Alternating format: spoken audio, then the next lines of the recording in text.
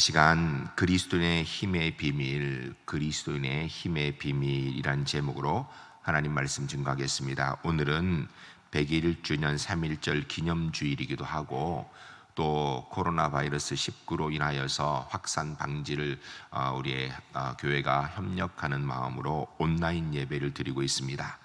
3.1절은 그리스도인을 통한 우리 민족의 승리이고 하나님의 은혜였습니다. 그런데 사실은 그 힘이 어디서 왔는가? 인간적인 힘은 아닌 것 같습니다.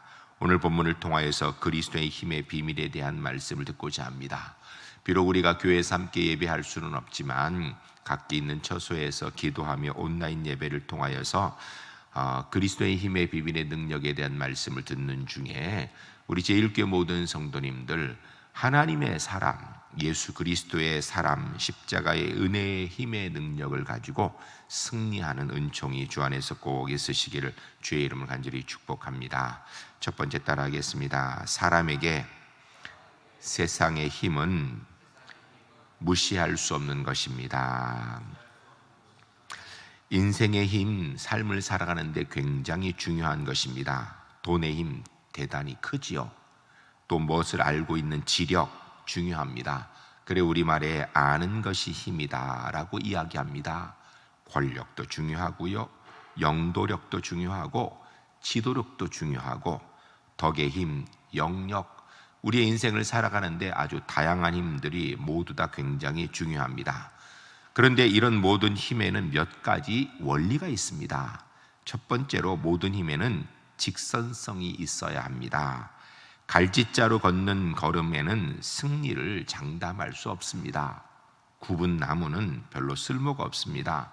한 우물을 꾸준히 계속 파야 성공할 수 있는 것입니다. 직선성이 바로 힘의 원리 중에 한 가지입니다. 두 번째는요, 단순성이 있는 것입니다. 복잡하면 힘이 흩어질 수밖에 없습니다. 우리는 일반적으로 노인이 기억력이 떨어진다고 합니다. 그러나 의학자들은 의학적으로 연구를 해보니까 나이와 기억력은 무관하다라고 이야기합니다. 그런데 문제는 나이가 들면 점점 기억력이 우리가 떨어진다고 모두 느끼고 있는 것입니다. 이유는 기억력이 떨어지는 것이 아니라 우리의 생각이 복잡하기 때문이라는 것입니다. 나이가 들면 무엇을 보고 듣든지 딴 생각을 한다라는 것입니다. 한 가지에 집중하는 단순성이 떨어지기 때문에 기억력이 떨어진다고 느낀다고 합니다.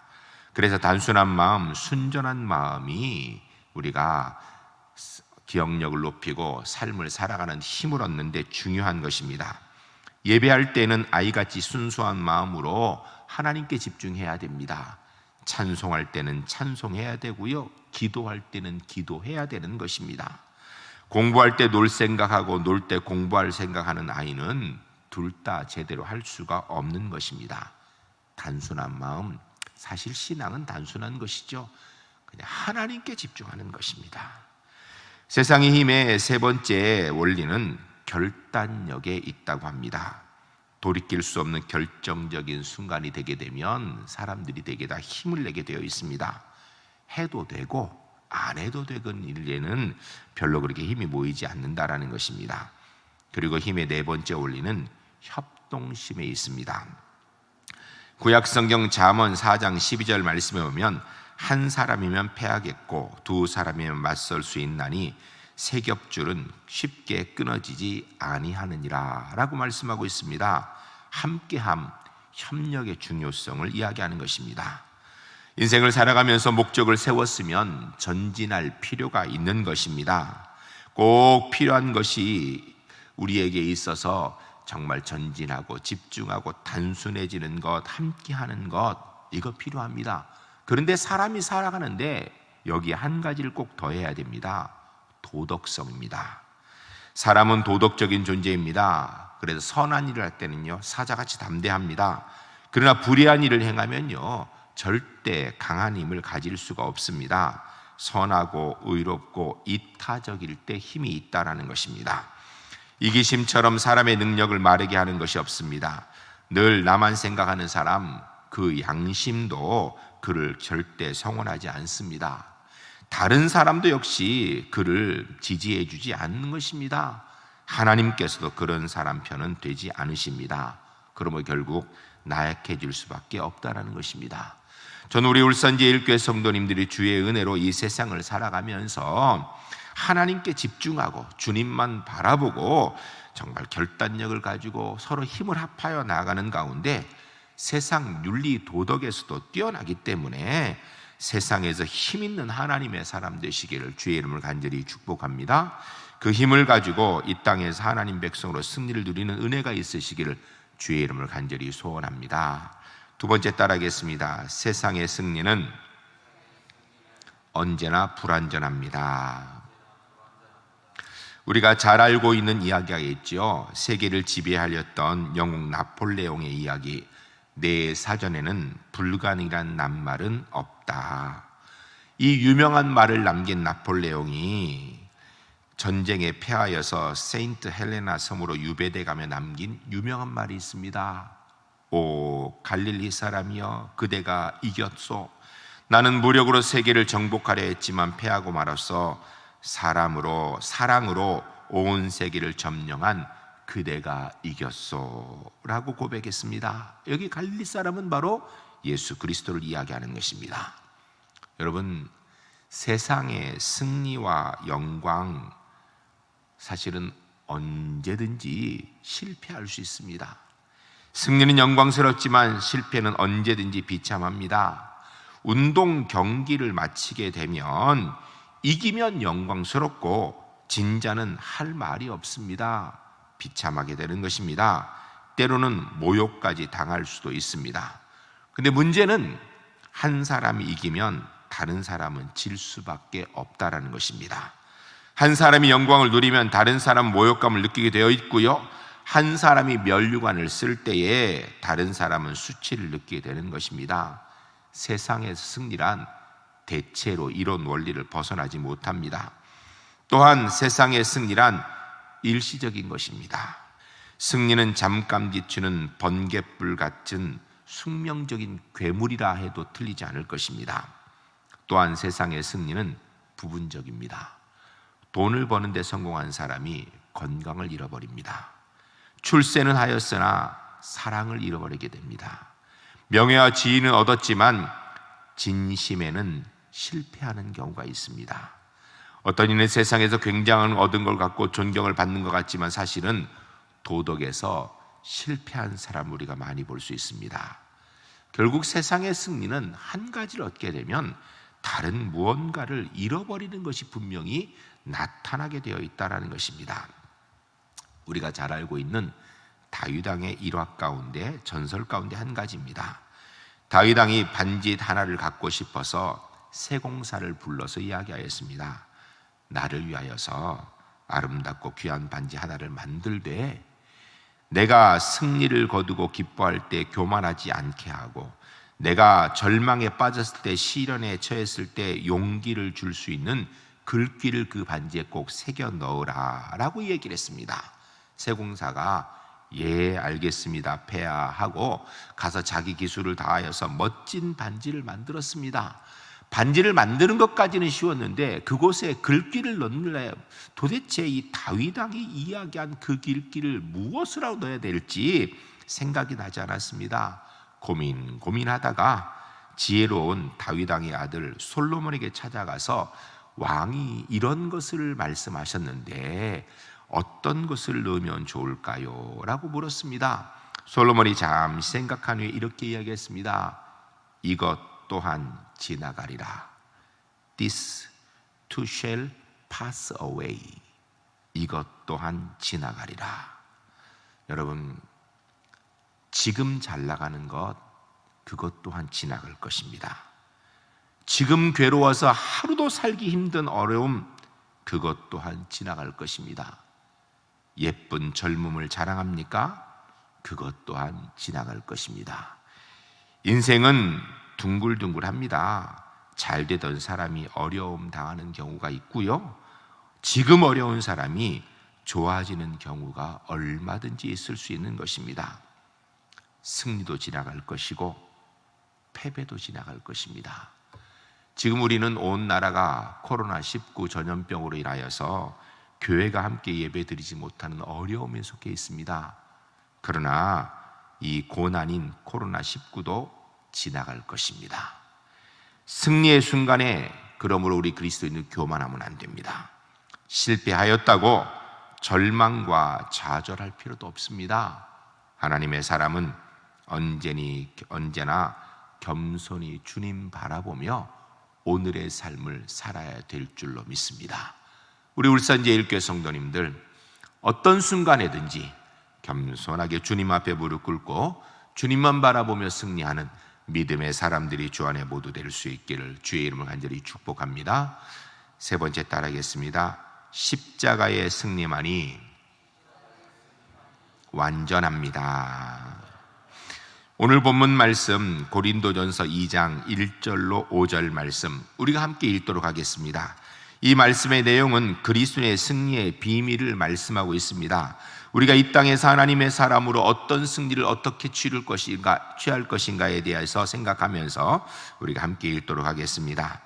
형제들아, 내가 너희에게 나아가 하나님의 증거를 전할 때 말과 지혜의 아름다운 것으로 아니하였나니 내가 너희 중에 예수 그리스도와 그의 십자가에 못 박히신 것 외에는 아무것도 알지 아니하기로 작정하였음이라. 내가 너희 가운데 거할 때 약하고 두려워하고 심히 떨었노라. 내 말과 내 전도함이 설득력 있는 지혜의 말로 하지 아니하고 다만 성령의 나타나심과 능력으로 하여 너희 믿음이 사람의 지혜에 있지 아니하고 다만 하나님의 능력에 있게 하려 하였노라. 아멘. 할렐루야. 할렐루야. 저는 우리 울산제일교회 성도님들이 어느 곳에서 어떤 모양으로 있든지 오늘 고린도전서 2장 1절로 5절 말씀에 그리스도의 승리의 비밀을 알고 그 승리의 비밀들을 붙들고 예수 그리스도의 십자가의 은혜 안에서 하나님의 능력으로 승리하는 하나님의 사람들이 주 안에 모두 될 수 있기를 주의 이름을 간절히 축복합니다. 사도 바울은 오늘 본문을 고백하게 된 이유가 있습니다. 사도 바울이 다메섹 도상에서 예수 그리스도를 만나 예수님의 제자가 되었습니다. 3년 동안 아라비아 광야상에 가서 기도하며 수양을 하였습니다. 준비된 사역자로 그가 약 10년 정도를 복음을 전하였습니다. 이야기는 그는 준비되었던 사람이고 10년을 복음을 전하였기 때문에 경험과 지식과 믿음에 있어서 거의 완전한 상태에 이른 사람이라고 볼 수 있었습니다. 이런 사도 바울이 오늘 본문의 나약함을 이야기하는 이유가 무엇인가? 오늘 본문에 이렇게 얘기하고 있습니다. 3절에 보면 내가 너희 가운데 있을 때 약하며 두려워하며 심히 떨었노라. 왜? 경험도 많고 훈련도 잘 되어 있는 똑똑한 사도 바울이 이렇게 나약해졌을까요? 그 원인을 4절에서 우리가 추측해 볼 수 있습니다. 내 말과 내 전도함이 설득력 있는 지혜의 말로 하지 아니하고 라는 말을 통하여서 사도 바울이 자기를 의지하고 자기 지혜를 의지하고 자기 경험을 의지하였을 때에 약하여졌다라고 고백하는 것입니다. 사도 바울이 전도 여행을 가는 중에 아테네에 가게 됩니다. 아테네는 철학을 많이 공부한 사도 바울에게 꿈의 도시였습니다. 소크라테스, 아리스토텔레스, 플라톤이 살았던 철학의 본산지, 이곳에 도착하여서 그곳에 있는 많은 스토아 철학자들과 이야기를 하는 가운데 그가 그들과 모여 변론하는데 그의 옛날 실력, 예수 믿기 전에 가지고 있던 그의 놀라운 능력들을 사용하게 된 것입니다. 그래야 성경을 보면 사도 바울이 이렇게 얘기합니다. 너희가 모르고 섬기는 하나님을 내가 너희에게 알게 하노라 라고 하면서 기가 막힌 연설을 하였습니다. 사람들이 듣고 감탄하였습니다. 그런데 문제는 예수 믿는 사람이 하나도 나오지 않았다라는 것입니다. 그 전까지 사도 바울은 가는 곳마다 복음을 전하였고 그곳에 예수 믿는 사람이 생겨 교회를 세웠는데 아덴에서는 자기가 가지고 있는 지식을 총동원하였지만 한 사람도 예수 믿는 사람을 만들질 못하였습니다. 사실 아덴에서는요 별로 핍박도 없었습니다. 다른 곳에서는 많은 핍박이 있었지만 아덴에서는 핍박도 없었는데 결국 그는 아덴에서 복음 전하는데 실패한 것입니다. 그가 실패하고 고린도로 가게 됩니다. 고린도에 가서 시리에 빠지게 됩니다. 최선을 다해서 노력하였는데 아무것도 되지 않은 것을 인하여서 실망에 빠져 좌절하고 있었습니다. 이런 상황에 대해서 사도행전 18장 말씀에 성령께서 사도 바울을 책망조로 말씀하십니다. 어찌하여 잠잠하느냐, 이 성에 구원받을 자가 많다, 담대히 나가 전하라 라고 이야기합니다. 왜 사도 바울이 전도하지 못하고 고린도에서 이렇게 코가 쑥 빠져 있었을까요? 이유는 아덴의 기억 때문이었던 것입니다. 사랑하는 성도 여러분, 사도 바울은요, 권력을 두려워하지 않는 사람이었습니다. 사도 바울은 죽음도 두려워하지 않은 사람이었습니다. 그런 그가 왜 이렇게 약해진 것입니까? 사도 바울의 약함의 원인은 그의 몸의 질병도 아니고 외부의 환난도 아니었습니다. 이런 것들은 오히려 그가 넉넉히 이길 수 있었고 오히려 이런 것 인하여서 더 강해질 수 있었다라고 그가 스스로 고백하고 있습니다. 그런데 사도 바울을 약하게 만든 것은 바로 자기 자신에 대한 신뢰였습니다. 자기 경험을 의지하고 자기 지식을 의지하고 자기 지혜를 의지할 때 그는 무너질 수밖에 없었고 약해질 수밖에 없었던 것입니다. 이런 것을 경험한 사도 바울이 고린도전서 15장 31절에 고백하기를 그래야 나는 그리스도 안에서 날마다 죽노라 라고 고백하는 것입니다. 자기가 죽어야, 자기를 죽이고 부정해야 그리스도의 능력으로 그가 승리할 수 있다는 것을 경험하였기 때문인 것입니다. 우리 주님도 말씀하시기를 자기 자신을 부인하고 십자가를 지고 나를 따를 것이다 라고 우리에게 말씀하셨습니다. 자기 부정 없이 예수님을 따른다고 하면 언젠가는 우리 모두가 내가 나를 믿는 것인지 예수님을 믿는 것인지 구분이 잘 안 갈 수밖에 없는 것입니다. 고린도전서 9장 27절 말씀에 사도 바울 고백하기를 내 몸을 쳐서 나를 복종케 한다라고 말씀합니다. 왜요? 자기를 쳐서 다스릴 일이 있어야, 자기를 쳐서 자기를 다스려야 패배하지 않고 약해지지 않기 때문입니다. 여러분, 십자가는 멀리 바라보는 감상이 아닙니다. 사도 바울처럼 내가 그리스도와 함께 십자가에 못 박혔다고 고백하는 믿음이 십자가인 것입니다. 사도 바울의 결단은 사실 크게 세 번이 있었습니다. 첫 번째 결단은 예수 그리스도를 주로 고백하는 것이었고요, 두 번째 결단은 바로 삶을 온전히 복음을 위해 바치겠다는 결단이었습니다. 세 번째 결단이 바로 오늘 본문입니다. 십자가 외에 아무것도 알지 않기로 작정하였다라는 것입니다. 십자가만 알고 높이고 십자가만 바라보고 믿고 나아가는데 사도 바울의 힘에 비빈의 능력이 있었던 것입니다. 바울은 십자가 속에서 그 힘의 비밀을 깨달았던 것입니다. 신약성경 요한복음 16장 33절 말씀에 예수님 말씀하시기를 너희가 환난을 당하나 담대하라 내가 세상을 이기었노라 라고 말씀하셨습니다. 사도 바울은 로마서 8장 37절 말씀에 그러나 이 모든 일에 우리를 사랑하신 이로 말미암아 우리가 넉넉히 이기느니라 라고 말씀합니다. 고린도전서 1장 24절 말씀에 십자가는 하나님의 능력이요 동시에 하나님의 지혜라 라고 사도 바울이 고백합니다. 그러므로 바울은 십자가만 의지하기로 결단하였다라는 것입니다. 십자가만이 나를 이길 수 있는 힘이고 내 죄에 대한 의의 보증이 되어주는 것입니다. 십자가를 믿는 것은 죄인이 은으로 사는 영광의 신비인 것입니다. 십자가의 구원의 능력이 있는 것입니다. 십자가 신앙으로 죄를 이기고요, 십자가 신앙으로 나를 이기고 십자가 신앙으로 사망과 세상 원세를 이기는 것입니다. 내가 이기는 것이 아니라 십자가의 은혜로 승리하는 사람이 그리스도인 것입니다. 사랑하는 성도 여러분, 이 땅의 삶을 살아가면서 실패한 자리에서 실패한 과거 후회하지 말고 실패 속에 있다 할지라도 오직 십자가의 새로운 은혜를 붙들 수 있는 믿음의 사람들이 될 수 있기를 주의 이름을 간절히 축복합니다. 사랑하는 성도 여러분, 우리가 공예배의 중요성을 아무리 강조해도 결코 지나치지 않을 것입니다. 예수 그리스도의 이름으로 모여 하나님께 예배하는 공동체가 교회 아닙니까? 그러므로 성도는 히브리서 말씀대로 모이기를 패하지 말고 힘써 모이기를 애써야 되는 것이 맞습니다. 그런데요, 이것보다 더 중요한 법칙이 적용될 때가 있었습니다. 중세시대의 패스트로 인하여서 많은 사람들이 사상을 당하였습니다.